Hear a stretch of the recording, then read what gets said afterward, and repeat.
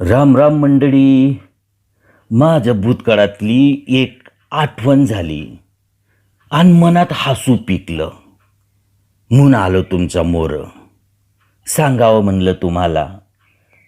अहो, ऐका सवड तुम्हाला 5-10 मिनटं आणि नसल तर काढा, कारण माझं जीवन कसं बदललं त्याचं बी समीकरण सांगणार आहे मी आज. लय दळींद्री बघितली म्या जीवनात.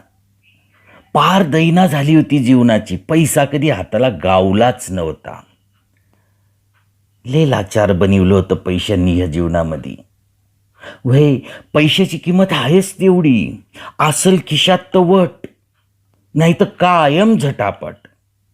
कोण बी किंमत देत नाही माणसाला. भिकारी समजत्यात दोस्तो.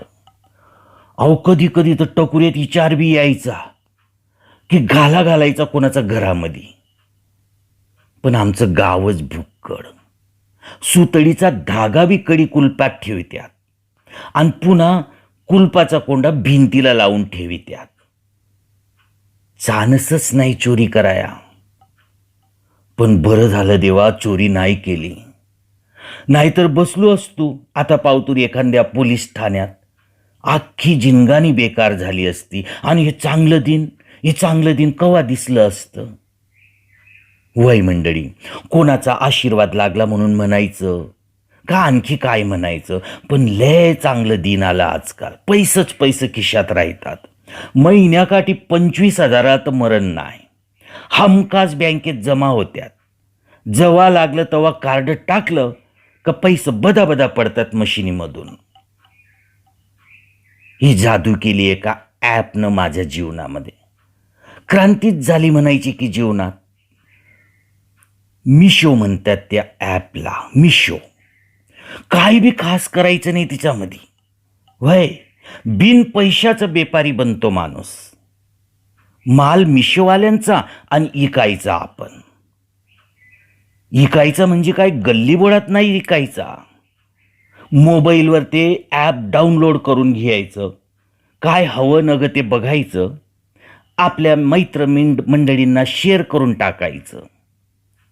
आपल्याला तर ठाऊकच असतं ना का कोणाला इंटरेस्ट कशात आहे ते. मग तसं समद्यांना जे हवं ते शेअर करीत राहायचं. विचारलं कोणी का आपण माल बुक करून टाकायचं. बुक झालं म्हणजे निवांत बसायचं, कारण पुढलं काम मिशो करतं. आपण त्याला फक्त गिऱ्हाईकाचं नाव गाव पत्ता कळून द्यायचा. माल गिऱ्हाईकाचा घरी. आपण तिकडं ढुंकून बी बसायचं नाही. महिन्याकाठी आपला पैका आपल्या बँकेत.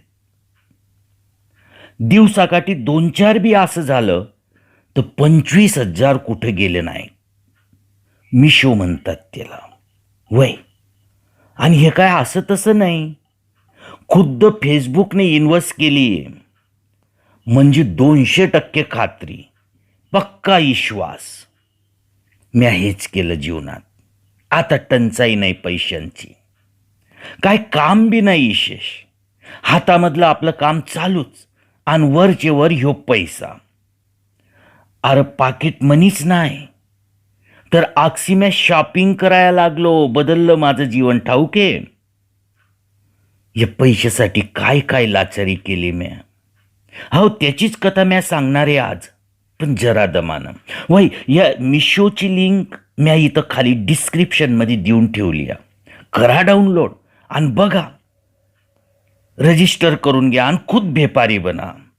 जमल तुम्हाला. अरे मी अडाणी माणूस, मला जमलं तर तुम्हाला का नाही जमायचं.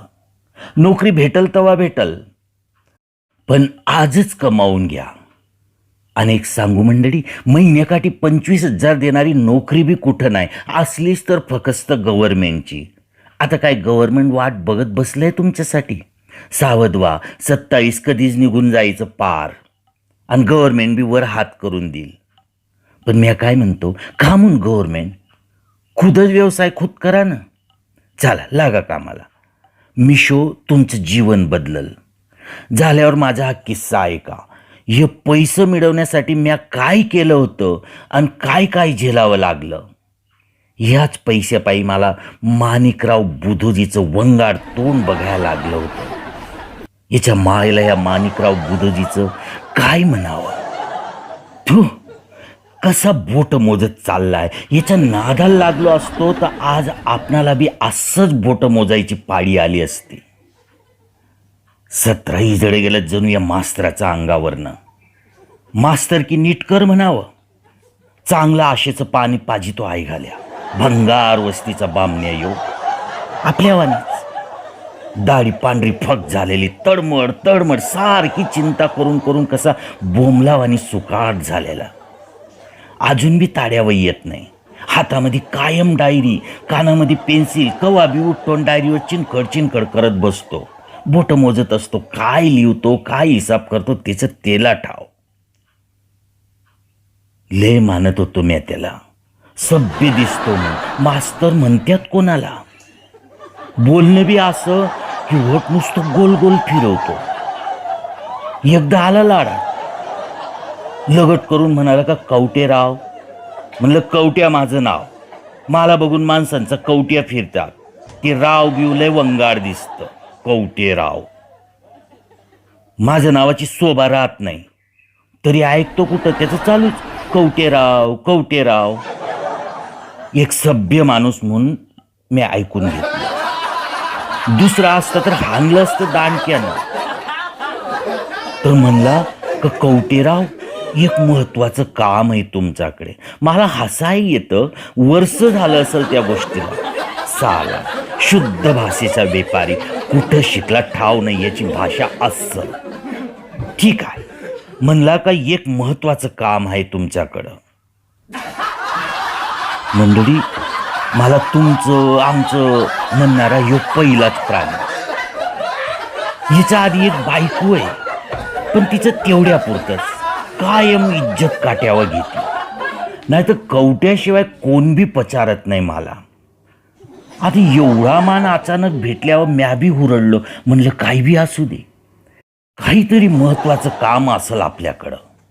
तडक मुद्द्यावर येणं जणू त्याला ठावच नाही. म्हणला का तुमच्या अंगामध्ये एक सुप्त गुण आहे. म्या बिचकलो. म्हणलं भाषा फकस्त नावाचीच. मनामध्येच म्हणलं आई गाल्या गुप्त म्हण, गुप्त. सुप्त काय म्हणतो. काय म्हणावं बेण्याला. जाऊ दे. तसा कानाशी लागून म्हणला कवटेराव, जाहीर करू नका. तुमच्या फायद्याची गोष्ट सांगतो, गुप्त ठेवा. असा काय बोलतो का माझं हित बघाय तो वरला असमर्थ आहे. आणि त्यानंच याला आपला प्रतिनिधी म्हणून भोरवाडीला पाठवला माझ्याकडे. का जा बाबा त्या कवट्याकडे बघ जरा. मला बी विश्वास वाटला म्हणून म्या बी कान देऊन ऐकायला लागलो. तर म्हणला का आमची एक मीटिंग आहे. मोठं मोठं साहेब येत्यात, डॉक्टर, इंजिनियर. तिथं यायचं. ते काय सांगतात ते कान देऊन ऐकायचं, मनन करायचं, चिंतन करायचं. आणि मग वाटलं तर निर्णय घ्यायचा. तुमचा निर्णय तुम्हीच घ्यायचा. असा धंदा आहे कवटेराव. हुकमी आहे हुकमी. पैसाच पैसा. कोऱ्यानं वडायचा. दोन्ही हातांनी उधळला तरी खतम व्हायचा नाही. मायलायचा म्या बी येडा झालो होतो.